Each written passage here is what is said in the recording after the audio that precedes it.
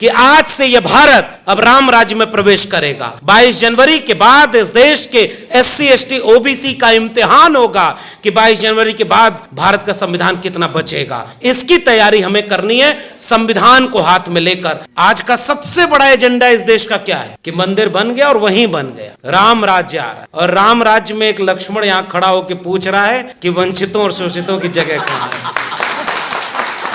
यह विडंबना और विरोधाभास है। और इस पर भावना नहीं याद होती कि जो राम को लाए हम उनको लाएंगे। राम किसको लाए थे और कौन राम को ला रहा है? धर्म कहां खड़ा है भाई? जिल्ले इलाही की 1000 फोटो लगी है और राम की 1 फोटो लगी हुई है। देखा आपने वो तस्वीर? इससे भावना याद नहीं होती। इसलिए आज वक्त ये है, एक राम दशरथ का बेटा, एक राम है घर घर लेटा, एक राम का सकल पसारा, एक राम सब जग से न्यारा। हम तो कबीर के राम को मानते हैं। कस्तूरी कुंडल बसे मृग ढूढ़े बनमाए, और ऐसे घट घट राम है दुनिया देख के नाय। और आज राम को वहीं ले आ रहे हैं भैया, उंगली पकड़ के ले आ रहे हैं। इसलिए हम वो नहीं मानते, हम कबीर को मानते हैं, रविदास को मानते हैं, हम बुद्ध को मानेंगे। और फूले अम्बेडकर पेरियार के साथ ये ऐलान करना चाहते हैं।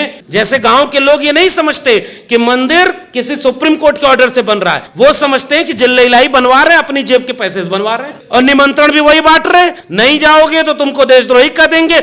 अच्छा तो ये हुआ कि उन्हीं के धर्म गुरु ने कह दिया कि ये तो पाप हो रहा है, अधूरा मंदिर बन रहा है। अब कहो उनको सनातन विरोधी। तुमने इस देश के दलितों, पिछड़ों, आदिवासियों को हर कदम पर धर्म विरोधी कह के उनको अपमानित किया। देखिए, धर्म का काम करने वाले जोर से बोलते हैं, उनके सामने कैमरा माइक लाइव चल रहा है। अयोध्या में सब टेलीविजन चैनल का वहां पर सेंटर खुल गया है, रोज दिन रात अयोध्या दिखाई जा रही है। हम जानते हैं कि राम राज लोकतंत्र नहीं था। हम चाहते हैं कि इस देश में कोई राज हो तो वह संविधान का राज हो और दूसरा कोई राज ना।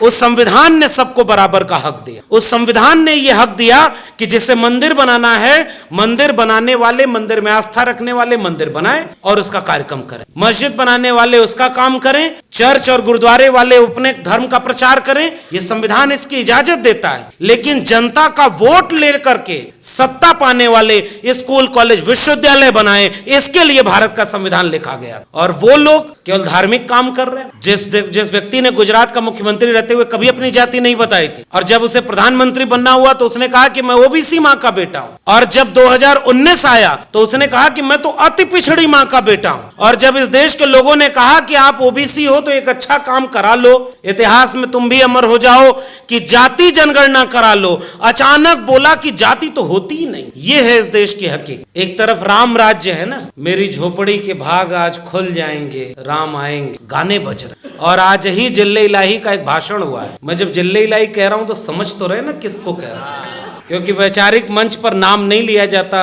बहुत हल्के लोगों का। यह नाम सावित्रीबाई फुले का लिया जाता।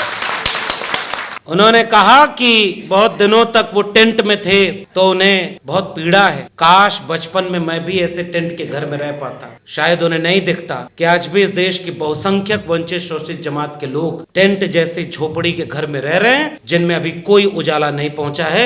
और उनकी हकमारी इतनी ज्यादा हुई है कि वही जिले इलाही घोषणा करता है कि 5 किलो अनाज अगले 5 साल तक 80 करोड़ लोगों को मुफ्त में मिले। यह है अमृतकाल का भारत। सपने दिखाए गए थे कि 2 करोड़ रोजगार मिलेगा, सपने दिखाए गए थे कि 15 लाख हर अकाउंट में आएंगे, सपने दिखाए गए थे कि 100 स्मार्ट सिटी, स्मार्ट गांव बनेंगे, सपने दिखाए गए थे कि पढ़ेगा इंडिया तो आगे बढ़ेगा इंडिया। और हकीकत यह है कि अब चुने हुए नेताओं का काम अब रह गया है कि धार्मिक स्थलों का उद्घाटन करें। और अपने आप वो समझ में आ गया। और हम जानते हैं कि जिस महिला आरक्षण की बात होती है, इस देश में अपमान किया गया, इसलिए जातियां जिंदा हैं और अब सम्मान की लड़ाई लड़ना चाहते। इसी देश में कर्पूरी ठाकुर जब मुख्यमंत्री थे, चुने हुए मुख्यमंत्री, राम नरेश यादव चुने हुए मुख्यमंत्री थे, तो यहां से गाली इन्हें दिल्ली के गलियारों से चली करती थी कि दिल्ली से चमड़ा भेजा संदेश, बार बनावे कर्पूरी और भैंस चरावे राम नरेश। वो इतिहास इसी देश का है और बहुत पुराना नहीं है, 30-40 साल 50 साल हुआ है। बीपी मंडल साहब के विरासत के सूरज मंडल साहब यहां बैठे हुए हैं, वो बार बार इतिहास इस देश के ओबीसी लोगों को बताने की जरूरत है। वो तो जमींदार परिवार के थे, आर्थिक और सामाजिक रूप से बहुत सक्षम थे। और जब बीपी मंडल साहब मुख्यमंत्री थे और गंगा में आग लग गई तो बिहार के सदन में खड़े होकर एक आदमी ने कहा कि शूद्र मुख्यमंत्री बनेगा तो गंगा में आग नहीं लगेगी। तो क्या होगा? होगा। बीपी मंडल साहब ने कहा कि देखो हम तो मुख्यमंत्री बने हैं, गंगा में आग लगी है वो तेल रिसने से लगी है, लेकिन हमारे यहां होने से तुम्हारे सीने में जो आग लगी है इसे हमें और भड़काना है ताकि बराबर का समाज बनाया जा सके। आज उसी बिहार, उसी इतिहास को याद करते हुए जब कोटा विद इन कोटा की मांग की गई, नई संसद बनाई गई, नया भारत बनाने का ख्वाब दिखाया गया, सुबह ही जिले इलाई ने यह भाषण दिया कि यहां बैठकर यह तय हो जाएगा कि भाषा आपकी बताएगी कि कौन विपक्ष में बैठेगा कौन पक्ष में बैठेगा, और शाम तक उन्हीं का सांसद, इस देश के एक चुने हुए मुसलमान सांसद को कटुआ, मुल्ला और आतंकवादी कहता है। यह नई संसद के पहले दिन की घटना है। उस जगह पर आज आप सम्मान और हक की लड़ाई लड़ने आए, इसलिए वंचित शोषित सबकी बात करते हैं। ज्योतिबा फूले और सावित्रीबाई फूले को उनके पिता ने जब घर से निकाला कि स्कूल खोलना और बच्चों को शिक्षा देना धर्म विरोधी काम है, इसलिए घर से निकल जाओ, अपना घर का आंगन खोल दिया था। उसका नाम था उस्मान शेख और उनकी बहन थी फातिमा शेख। उन दोनों ने मिलकर के शिक्षा की ज्योति जलाई। यह है सोशल जस्टिस का आइडिया। सब मिलकर के वो कलम और किताब का भारत बनाना चाहते थे। उस नई संसद में खड़े होकर पहला कानून पेश किया, नारी शक्ति वंदन अधिनियम, और ऐसा नाम दे करके जब मांग हुई कि कोटा विद इन कोटा उसमें होना चाहिए। एक दौर था हमारे नेताओं में यह साहस हुआ करता था कि दंगाई रथ के सामने खड़े हो जाएं और रथ अगर न रुके तो रथ चलाने वाले को जेल में डाल दें। यह साहस हमारे नेताओं में एक जमाने में हुआ करता था।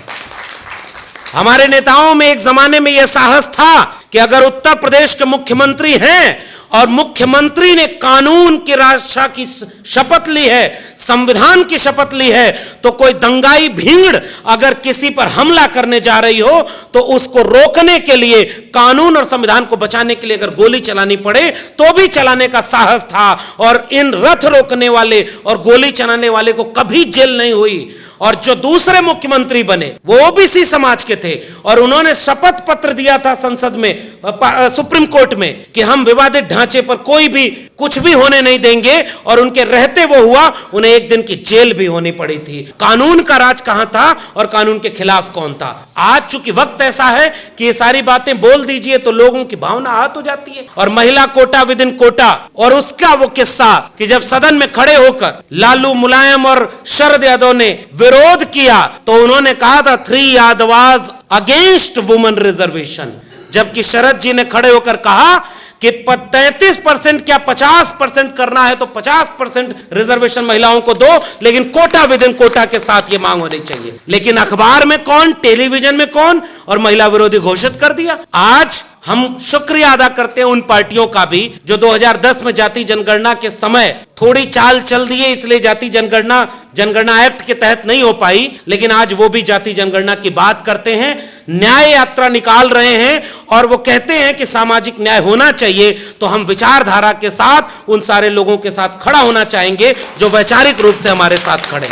और उन्होंने ये कबूल किया कि हमसे अतीत में गलती हुई कि हम कोटा विद इन कोटा की मांग नहीं मान पाए। तो हम तो जानते हैं दिल बड़ा करने का वक्त है कि शिकारी आएगा, जाल फैलाएगा, दाना डालेगा, फंसना मत। ये बात तो हम लोग देश में घूम घूम के कह रहे हैं। ओबीसी महासभा के कार्यक्रम में इतने वक्ता क्यों रखे गए? क्योंकि अगर कोई नहीं बोल पाएगा तो कल नाराज हो जाएगा, शाम को ट्वीट करेगा कि अब तो लगता है ओबीसी महासभा टूट जाएगी। वो केवल वही नेता बन रहे, मजबूरी है इनकी। जो नहीं भाषण दे पाएगा वो नहीं कर पाएगा, और जो मैं भाषण दे लिया तो मैं निकल के कहूंगा बड़ा अच्छा कार्यक्रम था। इससे उबरना हो, नाक बड़ी हो गई हमारी, दिल छोटा हो गया। और इसीलिए वो जो दुश्मन के लोग, वैचारिक दुश्मन लोग हैं, वो हमें आपस में लड़ा लेते हैं। ओबीसी का हक कौन मार गया? इन्होंने खा लिया। भाई जाति जनगणना करा के हमको बता दो, 2 कदम हम पीछे हो जाएंगे।